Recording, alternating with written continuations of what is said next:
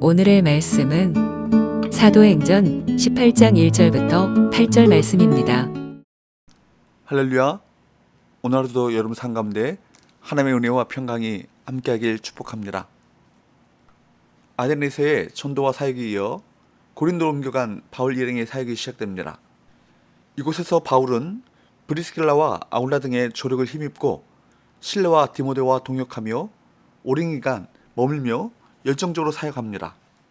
바울이 이처럼 여러 동역자 혹은 조력자와 함께 선교의 사역을 감당했으며 성령께서는 이를 기쁘게 사용하셨습니다.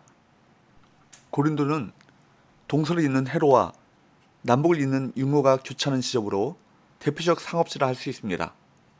여기서 그는 글라우디오 칙령에 의해 로마에서 추방당한 브리스길라와 아굴라 부부를 만나게 됩니다. 1절 2절 그 후에 바울이 아덴을 떠나 고린도에 이르러 아굴라라는 본도에서 난 유대인 한 사람을 만나니 글라우디오가 모든 유대인을 명하여 로마에서 떠나라 안고로 그가 그 안에 브리스길라와 함께 이달리로부터 새로 온지라. 바울이 그들에게 감해 AD 49년에 황제 글라우디오는 크레스투스를 통해 일어난 난동 때문에 로마의 모든 유대인을 추방하라 하는 칙령을 내렸습니다. 그래서 로마에 있었던 아굴라와 브리스길라 부부는 로마에서 추방당하게 되었고 고린도에 오게 됩니다. 이 부부는 천막 제조업이라는 공통 직업을 바탕으로 바울의 평생 동역자가 되고 이후 바울의 선교 사역에 많은 도움을 주게 됩니다. 3절 4절 말씀에 보면 바울은 고린도에서 선교 전략으로 천막 제조업이라는 생업과 선교 사역을 겸했습니다. 바울은 안식일마다 회당에서 토론을 벌이며 유대인과 헬라인을 설득하는 고유 사역을 지속했습니다. 브리스길라와 아굴라 부부는 로마서, 고린도전서, 디모데후서에서 계속해서 언급되죠. 그만큼 바울의 사역 후기까지 그 아름다운 조력이 이어졌음을 볼 수 있습니다. 기존에 살던 곳에서 추방당한다는 것 얼마나 비상한 상황입니까? 그럼에도 불구하고 그 상황 속에서도 하나님의 선교 사역을 위해 헌신적으로 조력했던 브리스길라와 아굴라, 그런 성도들이 지금도 있습니다. 이런 조력과 동역을 기뻐하시는 성령님을 바라보며 어려움 속에서도 복음 사역에 협력하고 헌신할 수 있기를 축복합니다. 한편 바울이 아덴으로 갈 때 마게도냐 지역에 남겨졌던 실라와 디모데가 고린도로 돌아와 바울과 더불어 합류합니다. 5절 실라와 디모데가 마게도냐로부터 내려오매 바울이 하나님의 말씀에 붙잡혀 유대인들에게도 예수는 그리스도라 밝히 증언하니. 데살로니가 전서 3장 6절에서 10절 말씀을 통해 볼 때 이때 아마도 디모데는 바울에게 데살로니가의 신자들이 큰 환난 가운데서도 굳세 믿음을 보이며 잘 자라고 있다는 사실을 전했습니다. 또한 빌립보 교회 성도들이 보낸 연보도 가져오게 되었습니다. 그러자 바울이 큰 위로와 격려를 받게 된 것입니다. 그래서 데살로니가 전서 3장 7절 8절 말씀에서는 이렇게 기록하고 있습니다. 데살로니가 전서 3장 7절 8절 이러므로 형제들아 우리가 모든 궁핍과 환난 가운데서 너희 믿음으로 말미암아 너희에게 위로를 받았노라. 그러므로 너희가 주 안에 굳게 선즉 우리가 이제는 살리라.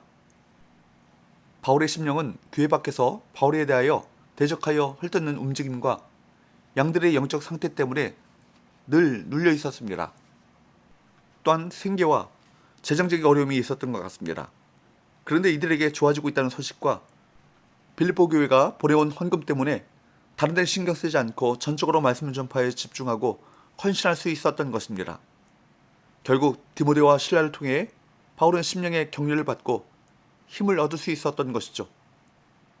이처럼 하나님은 아덴 사역 이후에 낙심하고 지쳐 있었던 사도 바울에게 신실한 동역자들을 보내주셔서 그를 격려하셨습니다.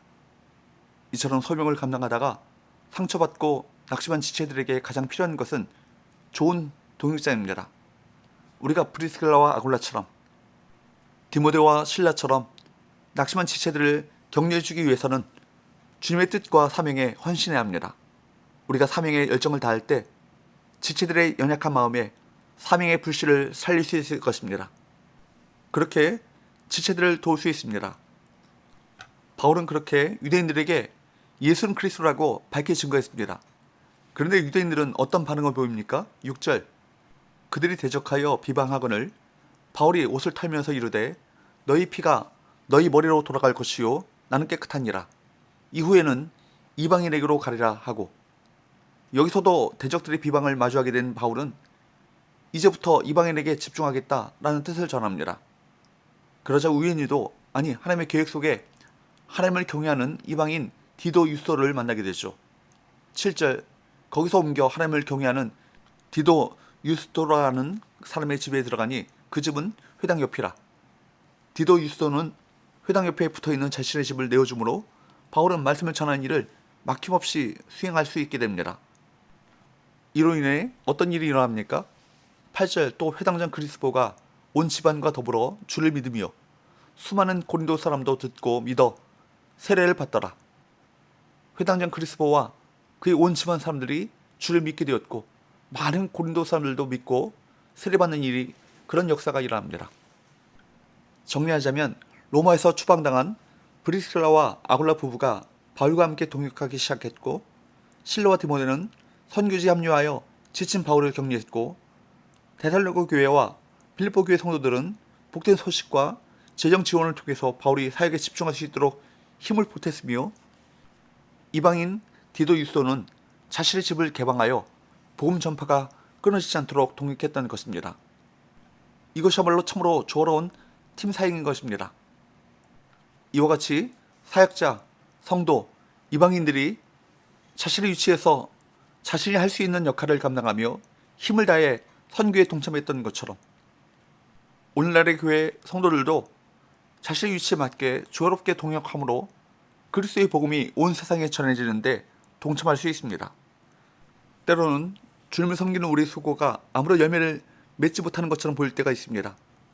그런 상황에 처하면 우리는 지치고 사탄은 봉사와 사역을 포기하도록 충동질하기도 합니다.